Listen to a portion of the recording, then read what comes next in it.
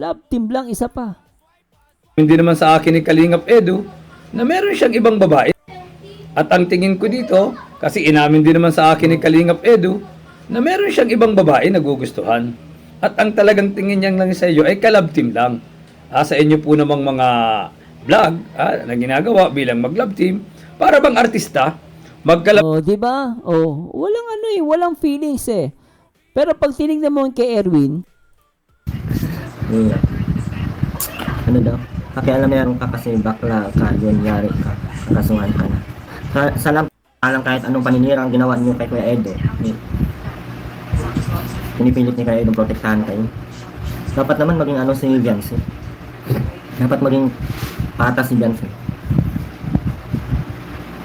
Dapat maging patas siya. Hindi naman siya inano ng tao. Sabagay, mahal kasi ni mahal kasi ni boy si girl, kaya wala kayong magagawa. Dapat talaga pag oh. mahal. Oh, di ba? So, kontra-kontra yung mga ito sa kay Sir Mike, na-interview si Edu. Sa interview ni Edu, ang sinabi sa kanya ni Edu, nag-i-expect ka ng mas higit dun sa love team. At ang tingin ko dito, kasi inamin din naman sa akin ni Kalingap Edu, na meron siyang ibang babae na gugustuhan. At ang talagang tingin niyang lang sa iyo ay ka-love team lang. Sa inyo po namang mga vlog na ginagawa bilang mag-love team. Kaya kung sino yung mga nandyan sa kasada. Tapos nung narinig nila na silang pinag-usapan, naglakad sila papunta doon sa malaking bahay. okay, so, nung nakita mo sila at may mga kasama ka, na pinag-uusapan sila, syempre, ang pag-uusapan sila yung kilala din sila. So, lumalabas, I don't know kung kasama mo, hindi, okay. So, nakita mo sila naglalakad, masaya. Nung nakita mo silang masaya, nag-uusap, at napansin nila na may pinag-uusapan sila, umalis tong dalawa ngayon, at umalis sa papunta. Mismo kalsadahan, naglakad sila papunta. Tapos umikot sila, tapos pagbalik, nakatricycle lahat. Okay. So, nag-usap sila, dumaan tong si TQ, ito guys, based sa kwento niya. Dumaan si TQ, tsaka si Papa Eds. Dumaan sa harap nila. Palabasin na open si Edo at kasi para matuloy ang demanda nila. Halo-halong vlog, saan mo nakuha yung mga balita mo? Doon sa fake news? Kapag nagsalita sila sa iba ang kwento, kapag nakagulo, bigla yan nawawala. Saan yun yan? Saan mo nakuha yung halo-halong vlog? Ha? Anong iurong demanda? Sinong mag-uurong demanda? Sinong didemanda? Ang problema, kahit magdemanda sila, karapatan yun. Ang social media influencer sila, mga social media sila, nasa social media silang trabaho. Kung ano yung mga nakikita namin dyan sa labas, publicity, may karapatan kami na sila yun, na sila ang nagano. Salamat na sila, wala tayong video ilalabas about dyan. Diba? Ilabas mo kasi. Ngayon, di mo pwedeng ilabas kasi takot ka. Ganun lang yun.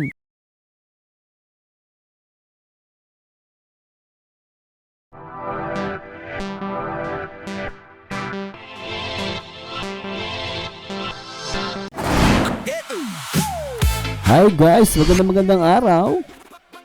Marzano TV 2.0. So, ngayong araw guys, react po natin itong live ni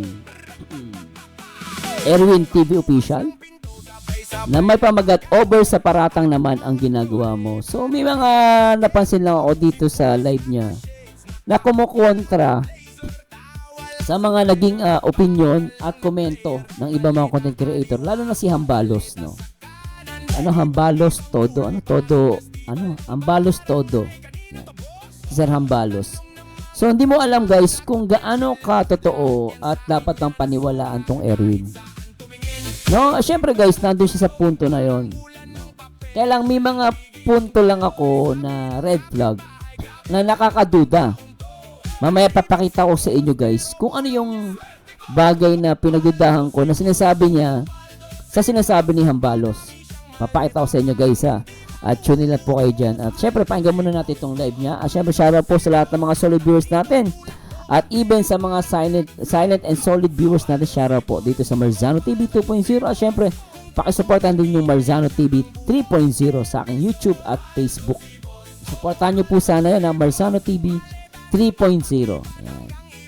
At the same time, shoutout po sa lahat ng mga tingkalingap mula Luzon, Visayas at Mindanao, syempre sa mga kapwa OFW natin. So, hindi ko na papatagalin at pakinggan natin to guys, itong ni Erwin. Play natin. Bakit naging sinungaling ka? Ano ba ito? Ewan ko. Ay, hindi naman sinungaling yun. Parang ginawa na lang nilang ano yun. Pero lumabas din naman ang katotohanan dito. Saka, hindi naman yun. Wala namang nangyayaring nanginginig. No? Habulan. Walang nangyayaring ganun doon. So walang habulan na nangyari. Nangyari pero yung sinabi mo aganon si Edo sa kay girl. So pumapatak, totoo 'yun sinasabi nila kasi parang hinahatak daw ni Edo si Beyonce. Gustong kumawala ni Beyonce. Oh.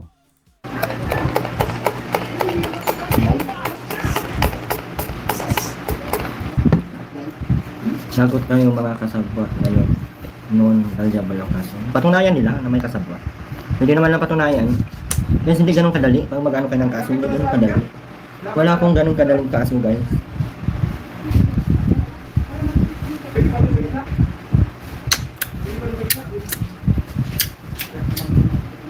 Wala na tayong bigas na.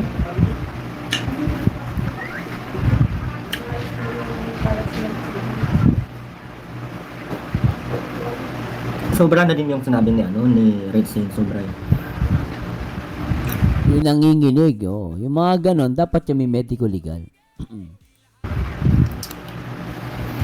Nakakawa yung ano. Hmm?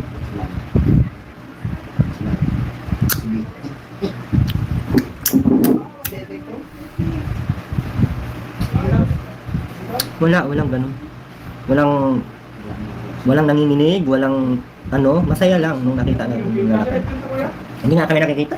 Masaya lang, sabi niya. Pero dun sa kwento nila Red Sein at ibang mga dependent ni TQ, nagkaroon ng tension. At sabi nga nila na nasa loob doon to ng sasakyan. Maganda, i-confirm niya din kung nasa loob siya ng sasakyan at parang gusto siyang sampalin ni Beran. Hindi niya, ewan ko kung makukwento niya rito. Masaya sila, hindi naman nag-uusap lang, nagdaan ng ganyan, huminto sa tapat. Mas huminto sa tapat. Sila yung pinag-usapan ng mga namin doon. Sila yung pinag-usapan at sila ang unang nakakilala. Kasi mga kung wala man akong kung sino yung mga nandyan sa kalsada. Tapos nung narinig nila na silang pinag-usapan, naglakad sila papunta doon sa malaking bahay. Mismong kalsadahan, naglakad sila papunta sa mismo. Tapos umikot. Tapos pagbalik. So nag-usap yung dalawa. So medyo nakakalito kasi, no. Sinasabi niya kasi ito guys, yung mga sinasabi ng mga reactor ni Beyonce, kinuwento ni Beyonce sa kanila. Pero sa kwento ni Erwin, parang ang dati nag-usap pa yung dalawa, umikot pa, nagpunta pa dun sa malaking bahay daw. Tapos, kaya medyo hati ako dito. Ang hirap, paniwala kung sino paniniwala mo. Tricycle na. Ayun, naka-tricycle na. Tapos nung naka-tricycle na, nasa loob na siya. Tapos si Edo, pinara niya pa yung tricycle. Siguro. Parang nagpunta sila dun sa, ang gulo kasi niya magkwento. Nagpunta daw sa malaking bahay. Tapos later on, nasa tricycle na. Pinara pa ni Edo. So, akala ko magkasama. Tapos ngayon, pinara niya na yung tricycle. Kasi doon sa kwento nila Hayat Zamora, nagkaroon pa ng hatakan. Hindi, pumipigla si Beyonce daw. At sabi ni Beyonce, pag di mo pinitiyawan, magpapasagasa ako dito. Pero sa kwento ni Erin, walang ganung kwento. Kasi, maganda malaman natin, nasaan siya. O yes, nandun siya sa pangyari, pero asan siya? Nasa loob ba siya ng sasakyan? Nakasunod ba siya? Kasi kung nasa loob siya ng sasakyan, medyo limitado yung niya. Kaya kumakain siya doon. Nakaupo lang, limitado yung nakikita niya doon. Although nandun siya, nakita yung dalawa. Pero, yung kwento niya kasi, hindi ganun kalinaw.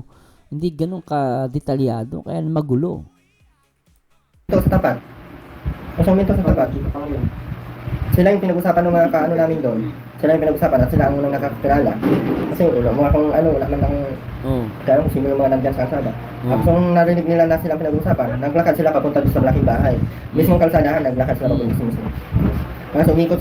Tapos pagbalik, naka-tricycle na. Ayun, naka-tricycle na. Tapos nung naka-tricycle na, nasa loob na siya. Di ba nagpunta sila sa malaking bahay, tapos nasa tricycle na agad yung babae. Si ano. Ayun yung padiretsahan eh. Tapos si Edo, pinara niya pa. Pinara niya pa yung tricycle. Oh. Siguro, kakausapin niya si ano, or hihingi siya ng sorry or ano. Or, Akala ko ba nag-uusap na? Sabi mo kasi kanina, magkasama yung dalawa, nag-uusap, magkasama, pumunta doon sa malaking bahay. Bakit niya ipaparaham pa niya? Magkasama sila. Sabi mo nga kanina, kaya yung kwento niya guys, medyo nakakaduda din. No? Siyempre, sasabi ng iba nandun siya, pero kasi yung kanyang kwento, hindi ganun ka, hindi ganun ka tawag doon guys.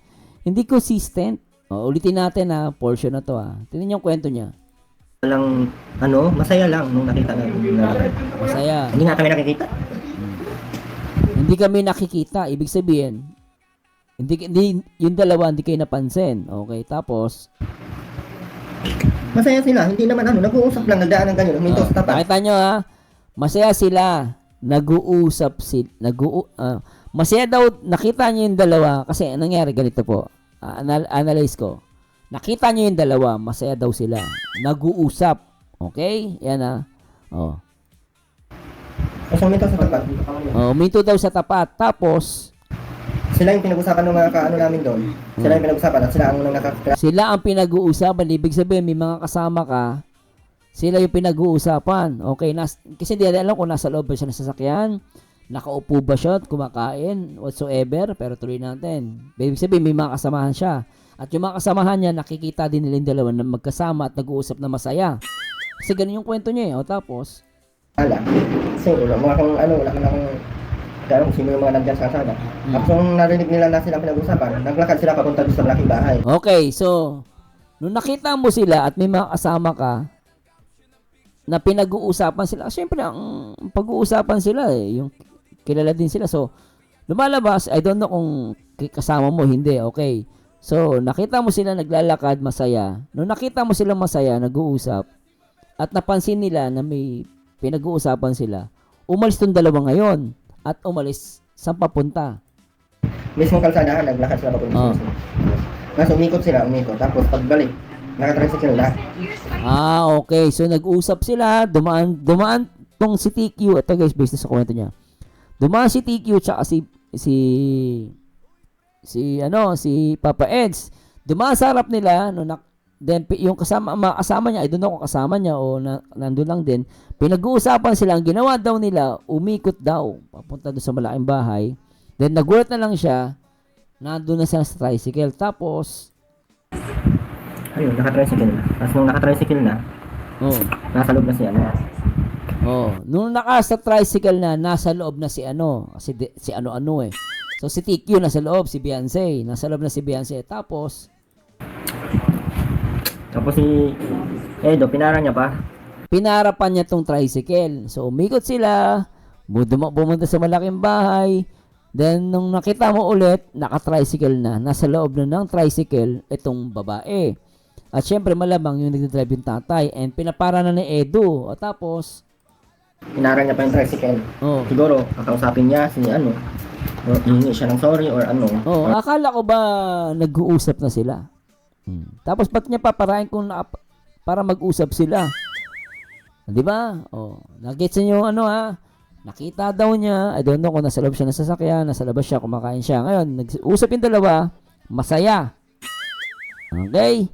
Nung nakita ng dalawa, pinag-uusapan sila, umiikot daw yung dalawa, papunta doon sa malaking bahay. At pagtingin niya ulit, nakita niya ulit, nandun na sa loob ng sasakyan, nasa loob na ng tricycle, etong si Beyonce. Pero nagkakagulat dito, bakit pinapara ni Edo? Di ba? Bakit pinapara niya? Parang, di ba pat niya pinapara? Ibig sabihin, parang ganito, dalawa sila guys, iikot. Ngayon, nagulat na lang siya, nasa loob ng tricycle si TQ. Tapos, pinapara na ni Edo. So, akala ko ba masaya sila? Bakit nagkaroon ng para-para? Kasi kung masaya talaga sila, sabi sa kwento mo, kung masaya talaga sila, dapat ihinto yun. Kasi masaya naman sila eh. Pero bakit pa ang dating, pinipigilan ni Edo o pinapara, kasi pag sinabing para, pinapahinto mo yun. Para, pinapahinto mo. So, pinapahinto niya yung tricycle. Ibig sabihin, parang may kumukontra lang po kasi nag-a-analyze lang po tayo. Kung masaya sila, bakit nagkaroon ng parang nagkaroon ng hintuan na ng tricycle. Oh, di ba? Oh, ito kasi kung isipin mo, yung iba-ibang tao, iba-ibang perception. Sinasabi ng iba, nagkaroon ng habulan. Di ba? Kasi ito naman para. So, maaaring nga naman ang kwento is nagkakahabulan. Oy, teka, para. Parang gano'n. Pinapahinto niya kasi nandun sa tricycle. O, pero ang nasa isip ko, kung nag-uusap sila, bakit, akala ko masaya sila, bakit gano'n na uwi dun sa gano'n, sa pagpapara ng tricycle. O, tuloy natin. Hindi na siya hinintuan ng papa. Hindi na siya nahintuan ng papa. Ibig sabihin, possible na nagkaroon ng habulan. Oh, hindi habulan na hinabol ni Andy. Parang tumakbo siya na patapos siya. Teka lang po. Para parang gano'n. Teka, nag-uusap pa po kami. Maaaring gano'n. Oh, tapos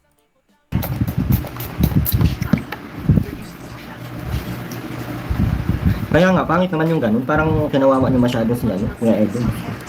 Samantalang kahit anong paninira ang ginawa niyo kay Kuya Edo, pinipilit ni Kuya Edo protektahan kayo. Dapat pinipilit ni Edo na protektahan kayo. Sinong pinoprotektahan ni Edo? Sila Manas? Anti-kalingap yun.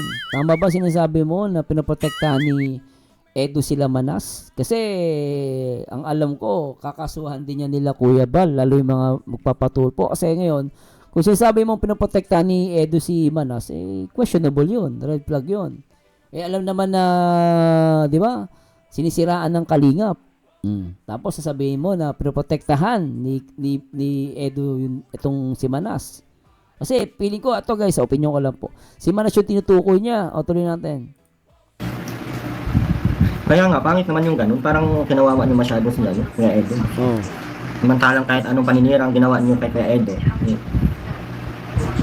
pinipilit ni Kuya Edo protektahan kayo. Pinipilit ni Edo na protektahan kayo. So, magiging tanong to sa ibang mga supporters. How come na pinoprotektahan ni Edo? Sino? Ang pamilya Batalero? Si Red Zane? Pinoprotektahan niya? Sino yung sinasabi mong pinoprotektahan ni Edo? So, questionable to. Red flag to. Oh. Red flag to, guys. Kaya nga, pangit naman yung ganun. Parang kinawawa niyo masyado si Kuya Edo. Oh. Samantalang kahit anong paninira ang ginawa niyo kay Kuya Edo, pinipilit ni Kuya Edo protektahan kayo. Oh, edi questionable to. No, ang tinutukoy niya dito, guys, ang feeling ko si Manas. Kasi ang bumabanat kay Edo itong si Manas, 'di ba, sa liblib na lugar. Tinawag pa ng baby boy. So lumalabas, pinoprotektahan pala ni Edo itong mga to. O, di ba? O, kwento niya yan, guys. Ibig sabihin ba, pinoprotektahan niya saan? Anong klase pagpoprotekta? Yung ba yung pinoprotektahan niya para hindi makasuhan ni Kuya Bal? Ganun ba yon? Anong klase protekta yan? Dapat naman maging ano si Beyonce. Oh, so ang lumalabas, si Beyonce pala ang pinoprotektahan ni Edo. Malinaw, guys, ha? Ulitin natin, ha? Ayan, tingnan nyo, ha? Pinoprotektahan daw. Hindi niya binabanggit kasi pangalan, pero kung mag-a-analyze ka, ang pinoprotektahan niya dito, si Beyonce. Oh. Yan, Kuya Edo. Samantalang kahit anong paninira ang ginawa niyo kay Kuya Edo, pinipilit ni Kuya Edo protektahan kayo. Dapat naman maging ano si Beyonce. So si Beyonce nga. Oh, so lumalabas yung mga kwento niya is about Edo at Beyonce nga. So si Beyonce yung pinoprotektahan. Bakit niya pinoprotektahan? Dapat maging patas si Beyonce. Oh.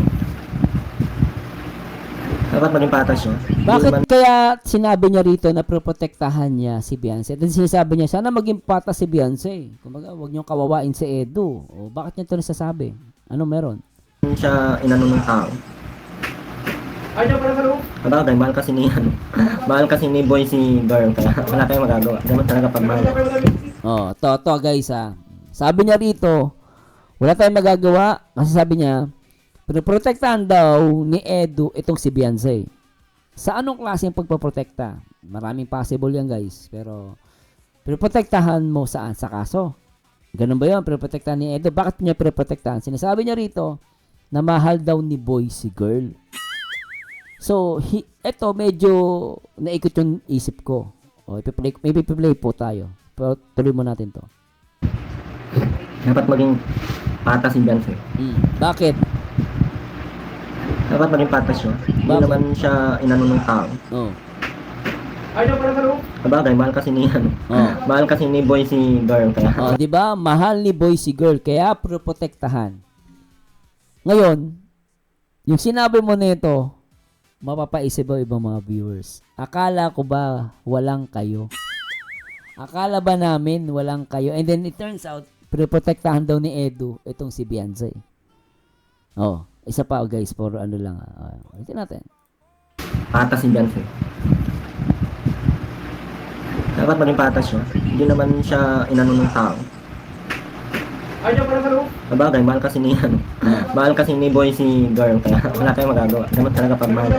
Oh, 'di ba? Mahal. Oh, mahal ni boy si girl. Kaya ito sinasabi ng ibang mga viewers, dapat si Edu magsalita. Ano ba 'yung totoong feelings? Kasi magulo eh. Ngayon, kung pakinggan mo 'to, so sinabi ni ano, kung pakinggan mo 'yung sinabi ni ni Sir Mike Dolera. Pakinggan niyo 'to, guys. Gustuhan. At ang talagang tingin niyang lang sa iyo ay kalab team lang. Oh. Sa inyo po namang mga vlog na ginagawa bilang Ito ay sinasabi niya to based to sa interview niya kay Edu. Okay? Ito ay based sa interview niya kay Edu. Ngayon, sinasabi niya rito, walang feelings si Edu kay Beyonce. So, kumukontra yung sinasabi ni Erwin sa sinasabi ni Sir Mike. O siya pa. tingin ko dito, kasi inamin din naman sa akin ni Kalingap Edu, Ayan ha, inamin ni Kalingap Edu sa akin. na meron siyang ibang babae na gugustuhan. At ang talagang tingin niyang lang sa iyo ay kalab team lang. Oh. Sa inyo po namang mga vlog na ginagawa bilang mag-love team. Oh. Para bang artista, So lumalabas dito, love team lang isa pa.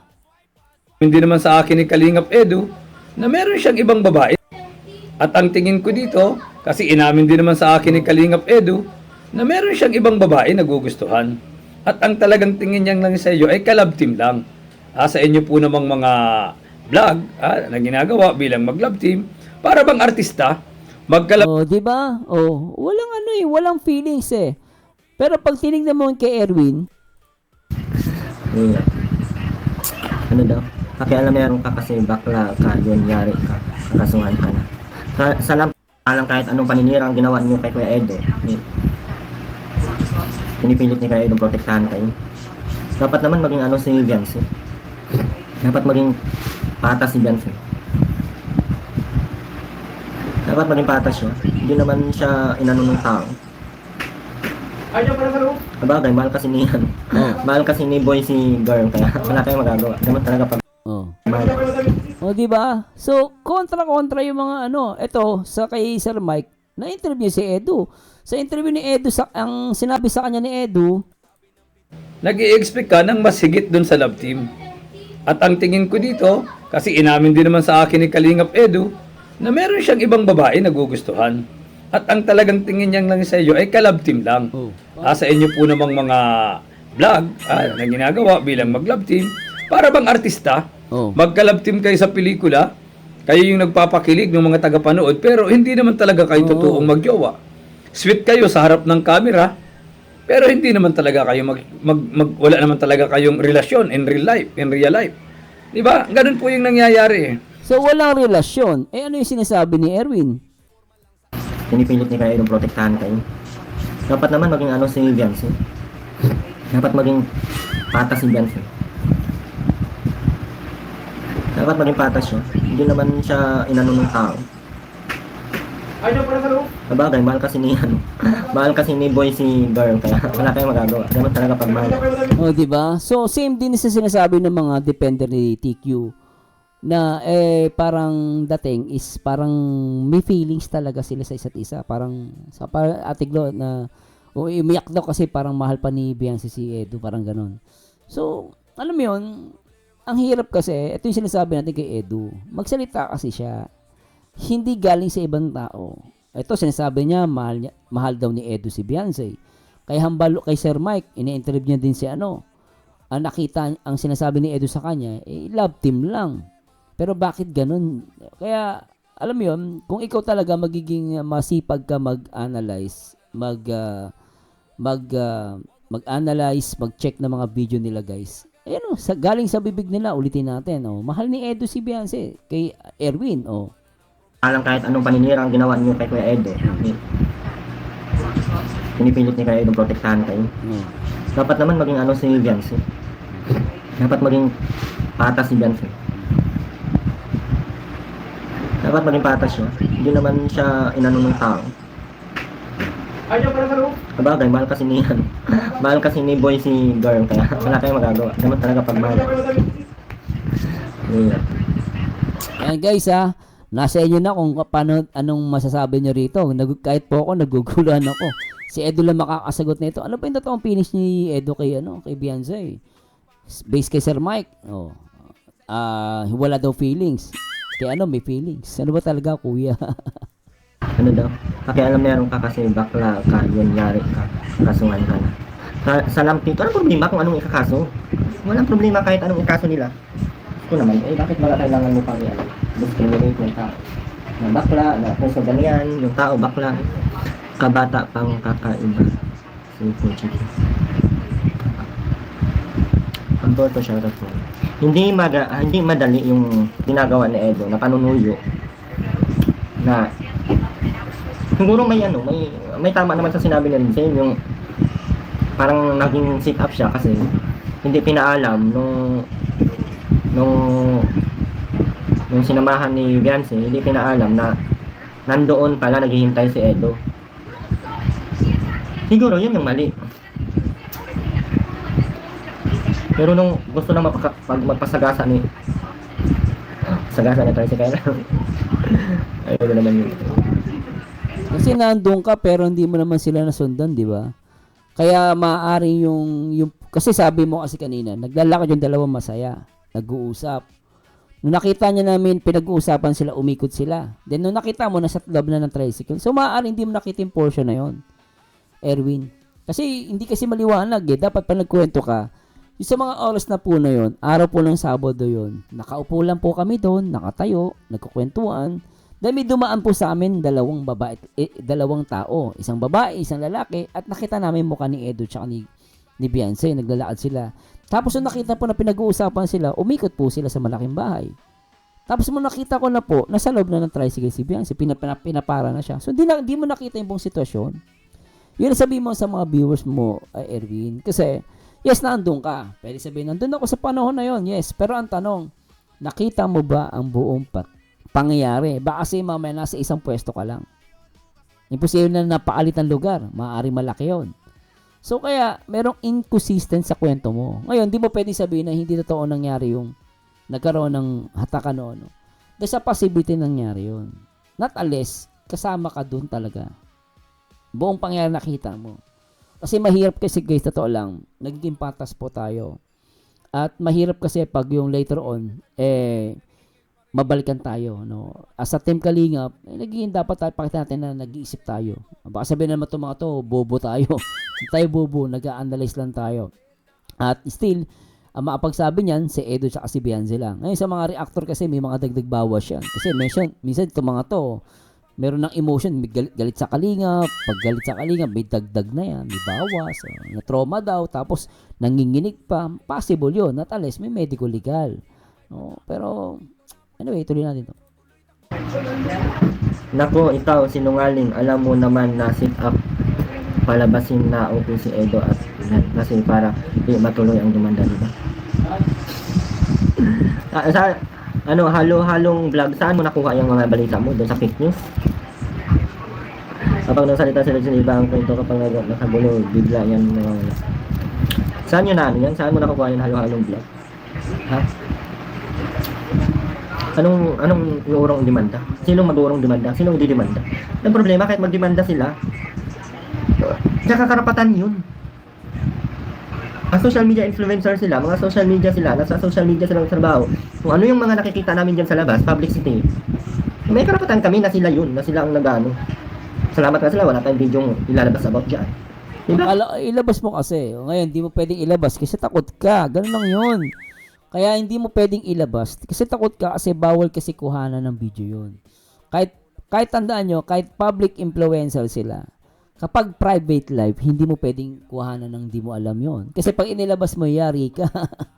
No? Ayun, hindi mo talaga ilalabas yan. Kasi pwede ka mademanda dyan, Erwin. Tandaan mo, no? kinukuhanan mo sila na hindi nila alam. Hindi pa pwede. Kasi porket influencer, pwede natin gawin lahat. Hindi. May private life pa rin sila. Kasi kung totoo yan, patunayan nila. Sila mismo mag-provide. Na totoo yan. Kasi kung hindi yan totoo, at magiging saksi ako. Hindi, ikaw ang dapat mag-provide. Kasi ikaw unang naglabas. Tanda mo, Erwin, ikaw ang unang naglabas ng mga kwento na to. Tanda mo, ikaw ang unang naglabas ng mga kwento na to. Ikaw dapat mag-provide. Hindi sila. Ikaw. Kasi ikaw ang pinagmulan ng lahat. Yan ang dapat tandaan. At ikaw ang malalagay sa alanganin dito.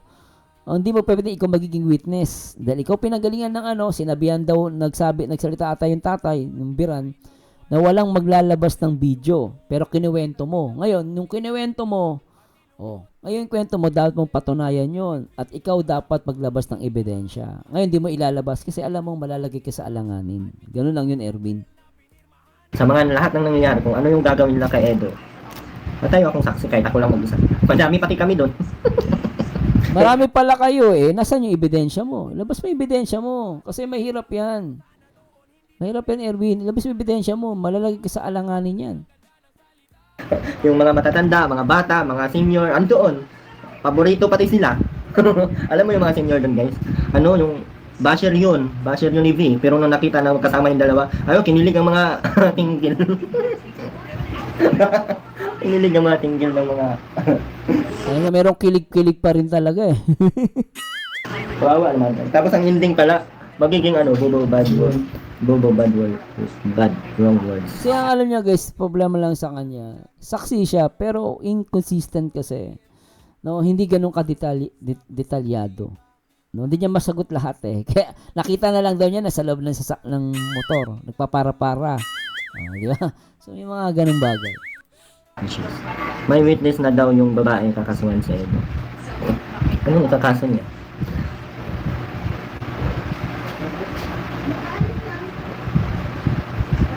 Wala totoo dyan kay Regine, guys. Maniwala kayo. Wala totoo dyan.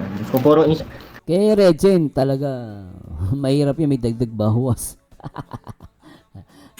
Natala si Beyonce talaga magkukwento. Mas naniniwala ako na kay Beyonce.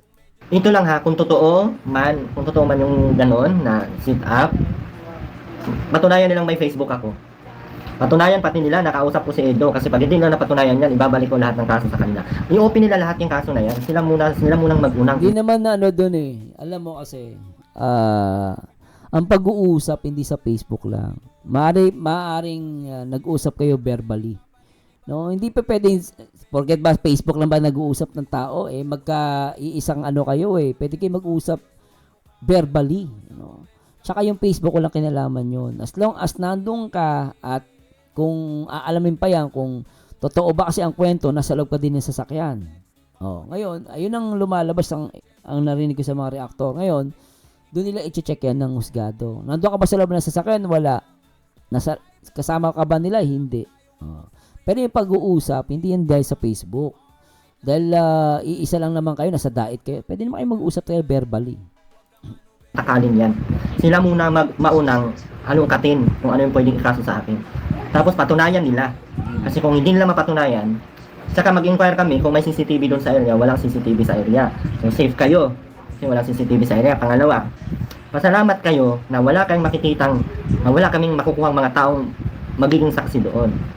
Kaso madami na walang takbuhan nung nangyayari. Si Edo siguro ang tumakbo. Nahabol kasi. Hindi, kasi ang kwento mo kasi putol. Naglakad, dumaan sa harapan mo, umikot. Umikot sila, sabi umikot Ibig sabihin, umikot.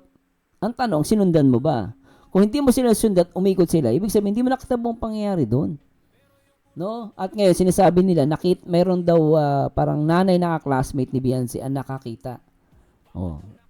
Guys, nag-a-analyze lang po tayo. Kasi yung kwento niya kulang-kulang kasi, hindi gano'n kadetalyado. Ang kayang hirap. Baka inahabol, bakit kasi habol-habol na yan sa babae na yan? Laging napapahamak. Ha? Baka mahal talaga niya si Lagi niya yung pinagtatanggol. Kaya nga, lagi nga niya pinagtatanggol. Mahal talaga niya. Kawawa naman yung Edo ko. May naman pa yan. Hindi ko Ay, nako. Anyway guys, nasa inyo na po medyo magulo lang po ito pero kontra po talaga yung sinasabi ni Erwin dun sa mga ano. So medyo cool. Okay naman po yung sinasabi niya. Kailan napaka-inconsistent lang yung mga sinasabi niya. Hindi ganun kabuo talaga. Sabi niya, mahal ni boy si girl. Hambalos, walang feelings. Kaya nga sabi ko sa inyo guys, ang makakasagot nito si Edo tsaka si Beyonce lang. Pag tumugma yung sinabi nila, pasok sa banga. Pero yung mga reactor, mahirap maniwala tayo guys. Kasi may mga feelings yan. Minsan galit may dagdag bawas. Hindi po agad kay Erwin tutulungan ko lang siya magsalita. Kasi may napaka naglakad, masaya. Di ba? Kinilig sila. Sabi niya may kinikilig. Siguro nung dumaan, kinikilig, magkasama, nag-uusap. Tapos umikot daw, nung nakita nag-uusap sila, umikot daw. Diba?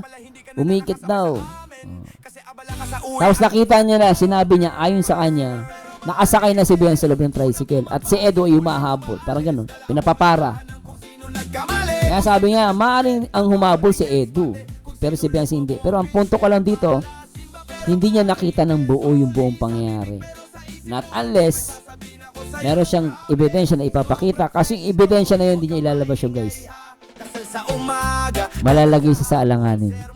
Kaya sabi ko nga sa inyo guys, ito po ay napakahirap na As long as hindi magsasalita si Edu, hindi magsalita si Beyonce, tayo ay maguguluhan dito.